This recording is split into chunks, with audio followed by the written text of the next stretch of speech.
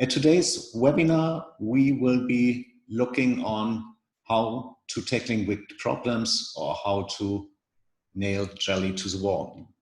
Generally speaking, we want you to develop a better understanding of the wickedness of problems, and specifically to understand what are the wicked problems, why linear cause and effect logic won't be sufficient to tackle them, to show briefly how to work with wicked problems and look at available methods and techniques that could be potentially applied. And in the closing, exactly, we will have the option to reflect a bit more briefly. Given that we are a small group today, I don't know if we need breakout rooms. Let's see. With this, what are wicked problems? Now, they are messy, they are overwhelming, they are difficult. It's usually once the word arc comes out of your mouth, likelihood is great, you're sitting on a wicked problem. Now you can contrast them with tame problems, which are having a clear definition, which can have a true or false outcome, which are very linear and very well understood, and where there are scientific-based protocols that you just can apply to solve them. Now, contrary to that, wicked problems have no clear definition. There's no such thing as a true or false solution that could be applied. Moreover, there are many stakeholders, and to each of them, the problem might be different and change over time. So this is why there's no ultimate solution, and wicked problems only can be tried to be tamed, but never to be solved.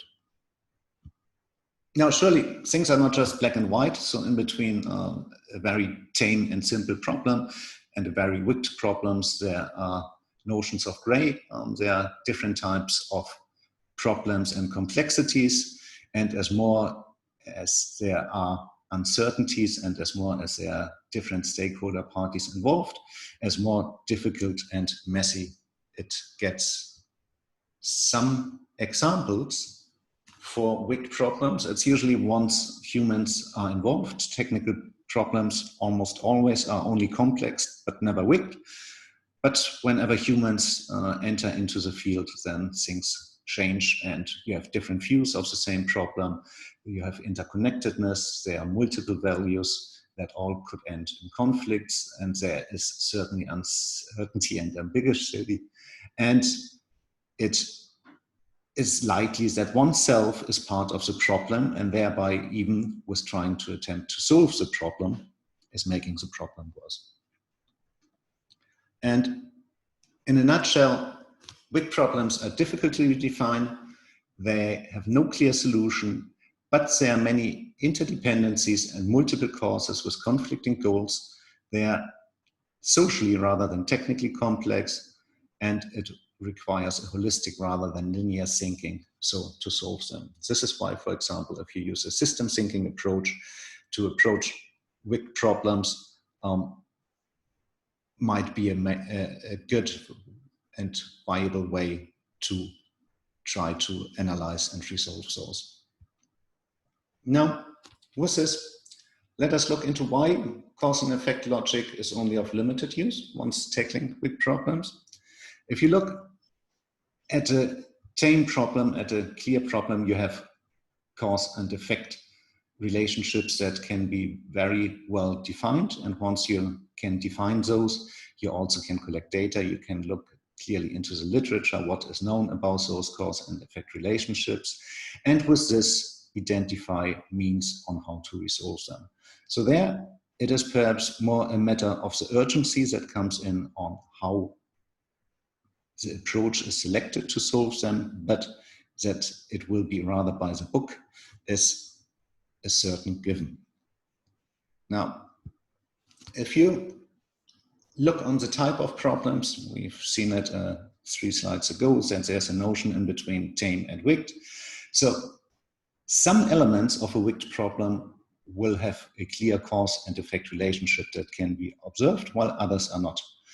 Some will be more known and more defined, while others are not. So if you try to look into mapping out those that have clear cause and effect relationships that could help you to understand what are the areas that are still not understood, or which are the stakeholders that belong to the different areas, and that might be approached so to check for what is the consensus, what are the expectations, the values, the opinions.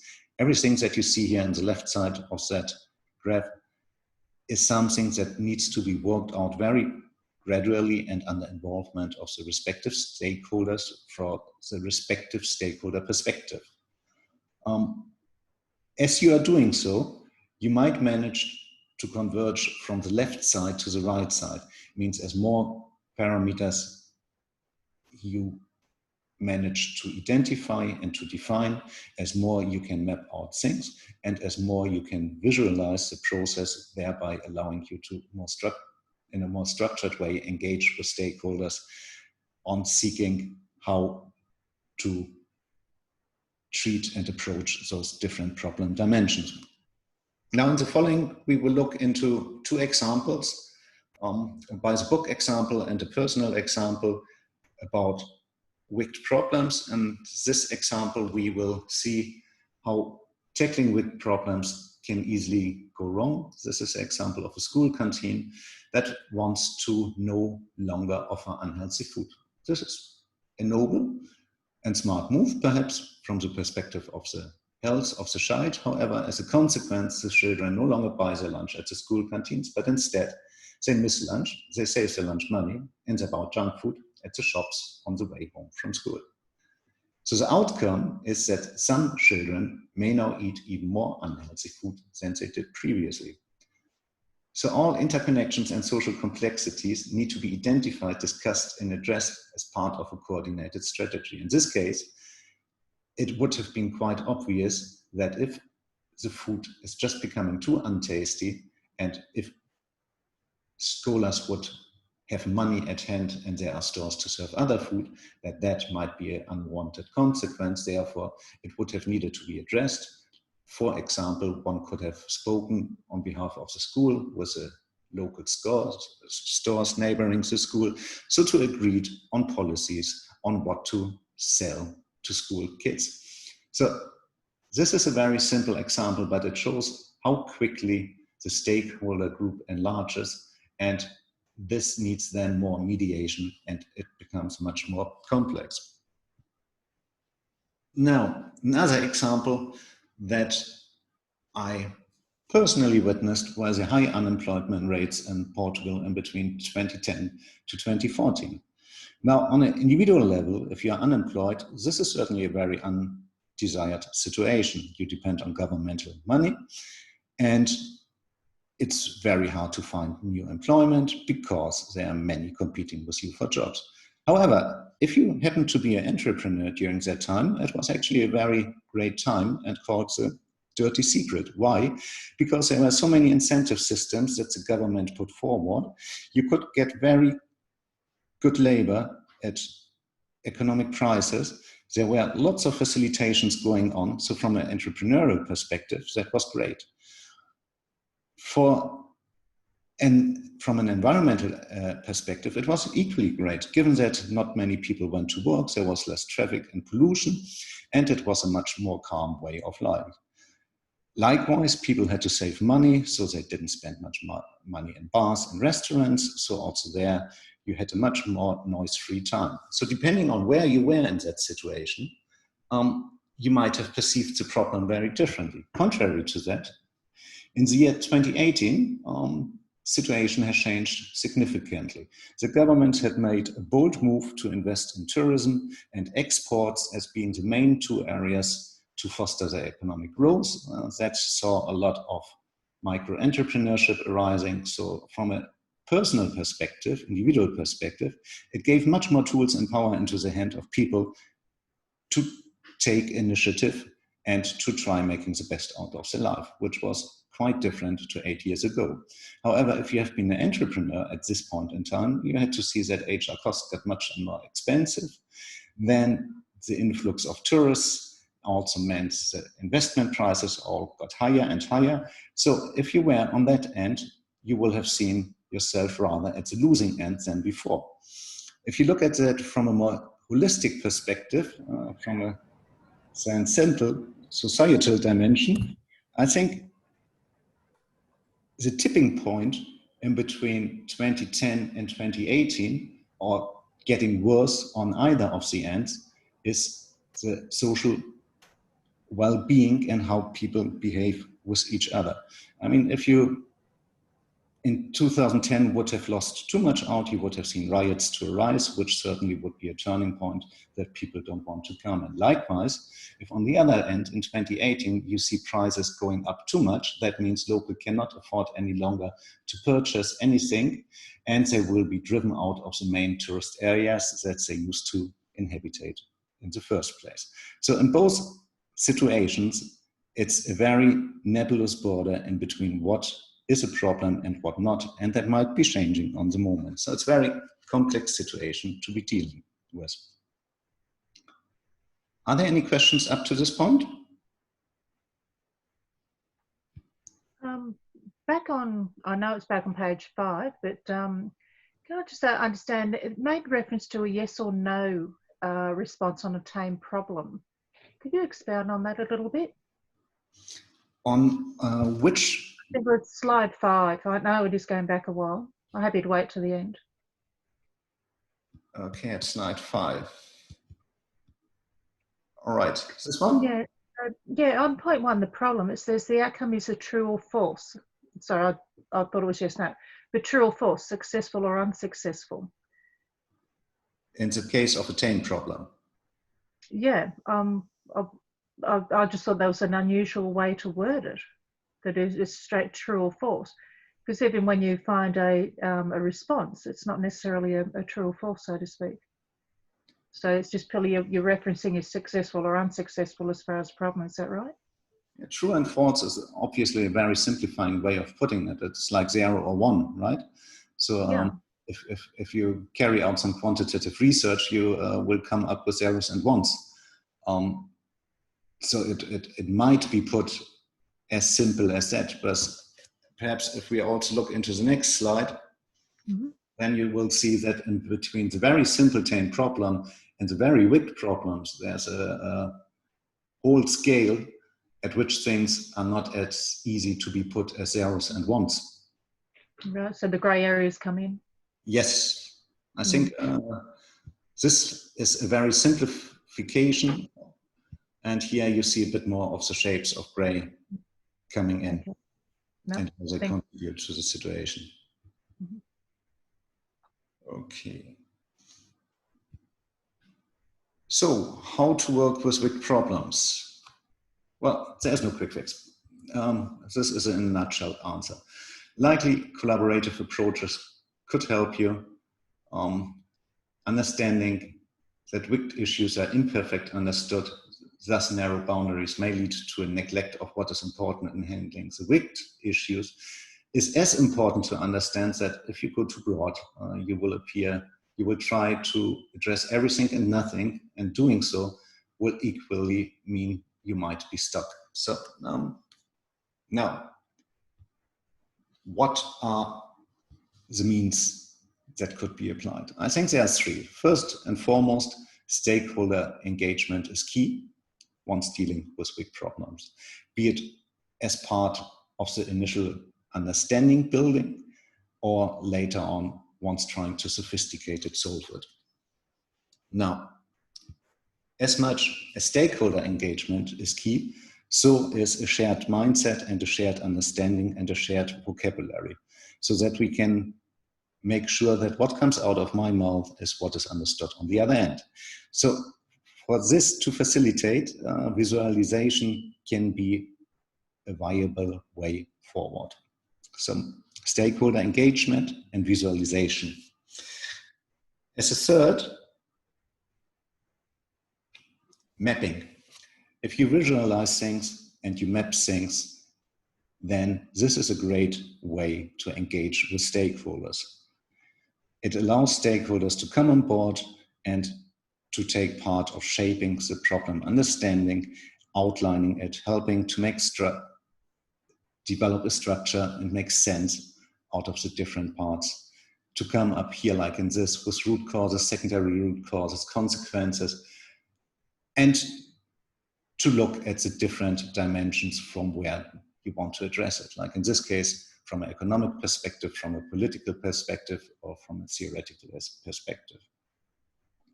So stakeholder engagement, visualization, and mapping are three clear means towards addressing big problems. Everything else, there's a lot of theory and a lot of tools and techniques, as we will still be looking in on how to do that. Now, perhaps the fourth thing that one should be aware about, which is very true for any wicked problem: if things get wrong, you will be blamed.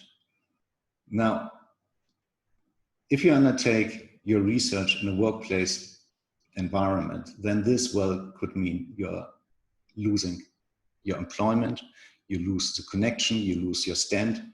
It is something to be very well aware about when starting with the research and to anticipate consequences that might emerge from there. Good. Are there any questions on those 4 slides before we move into methods and techniques?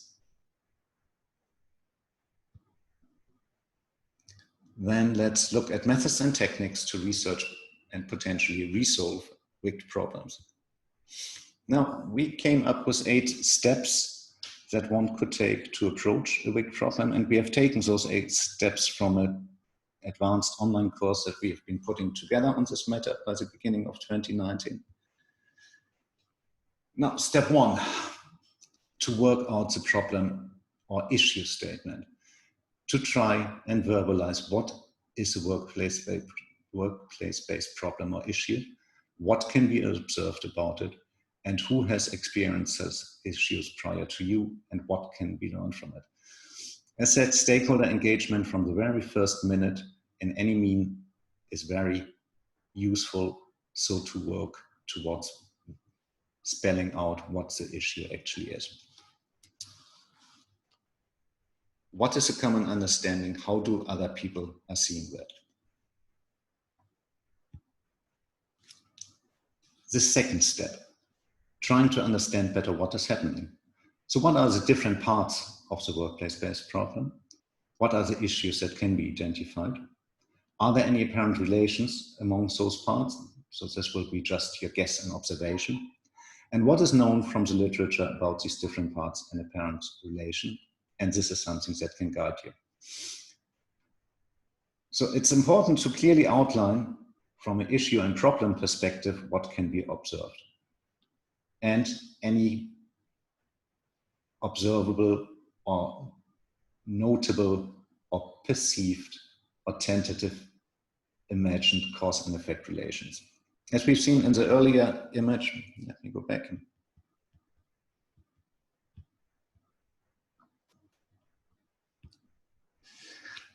As more as we manage to move from the left to the right side, as easier it will be to visualize things, and as easier it will be to understand which stakeholders belong where to, and thereby how they shall be approached and engaged.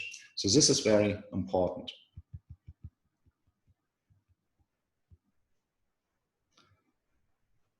And this type of visualizations, be it post-it boards or any other means, are very useful to allow for that to happen.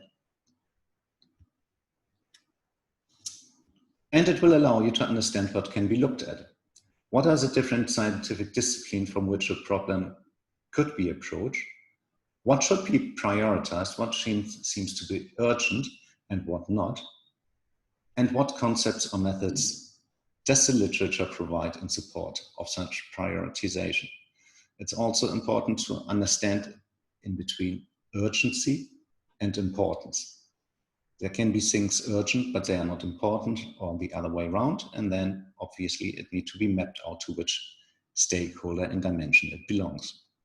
And what are the different scientific disciplines from which you want to look at it, and that help you guiding you and provide you with concepts or methods.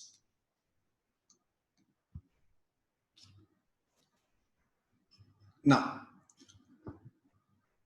We talked about urgencies and contributions and concepts and methods, and there are good guides and tables out there that can help you to better understand what you want to be looking at and which type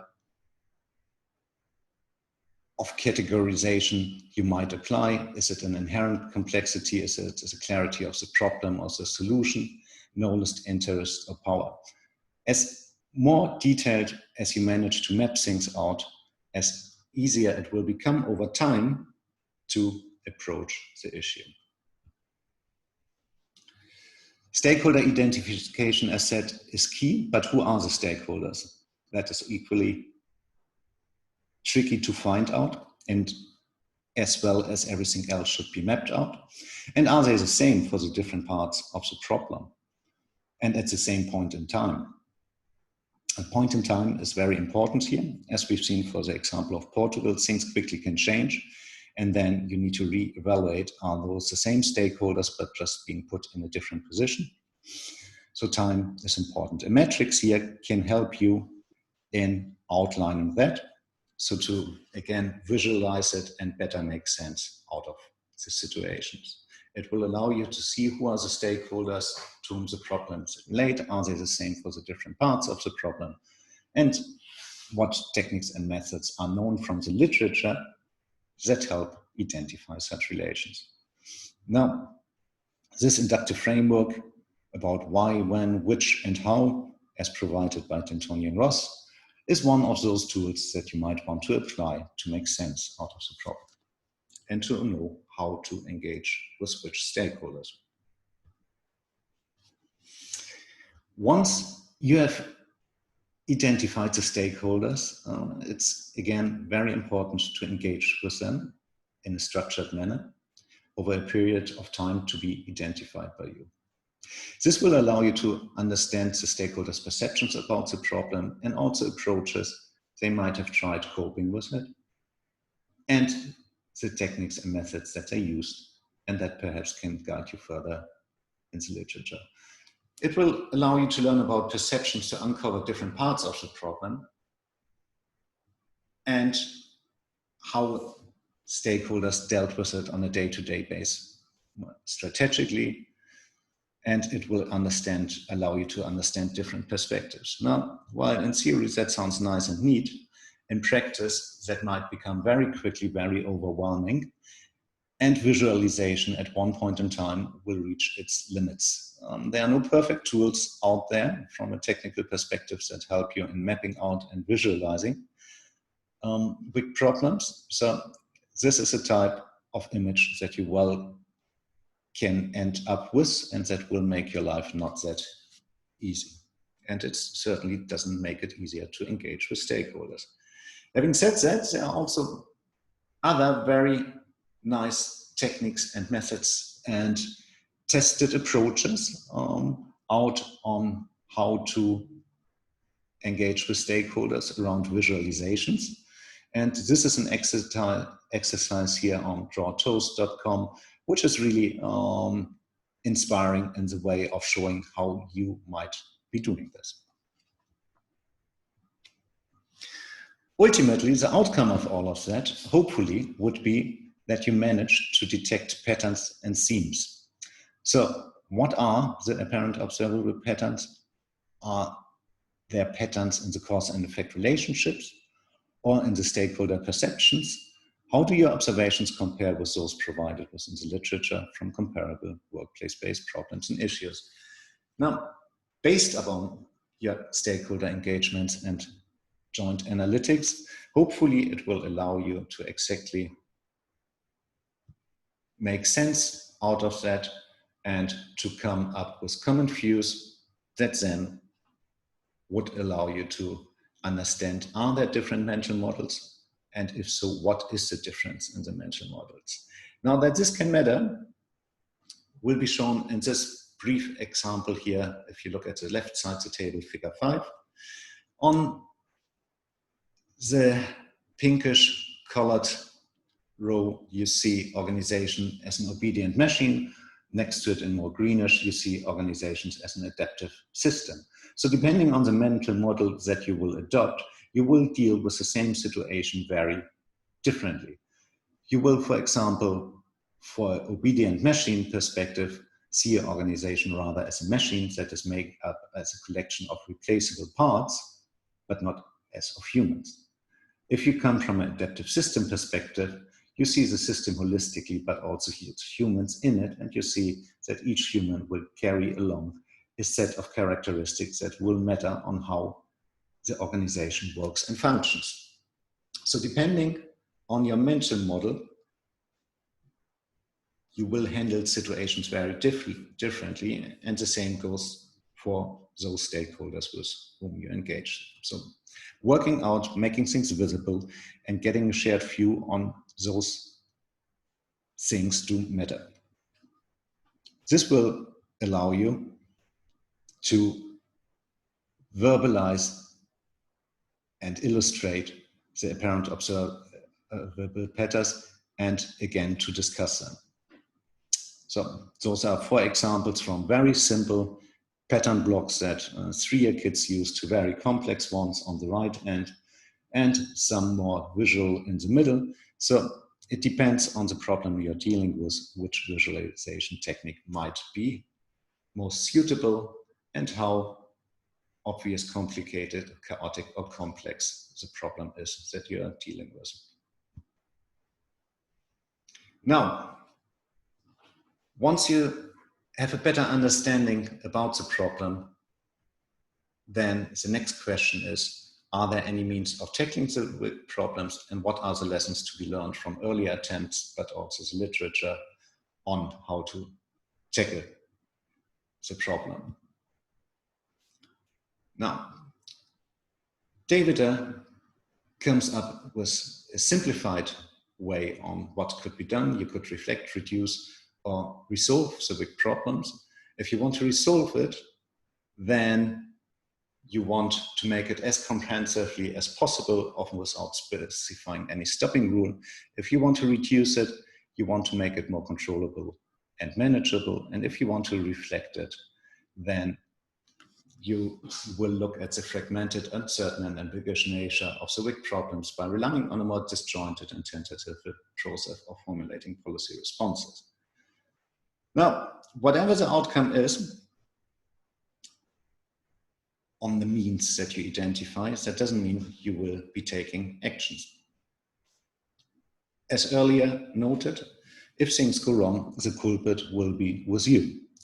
So once you have reached that full understanding, and once you have reached that within a group, under engagement of the stakeholders, it might also be advisable to look for a common view on how to act, sense, respond to it, or contrary to that, if it's preferable to stay inactive or perhaps to walk away.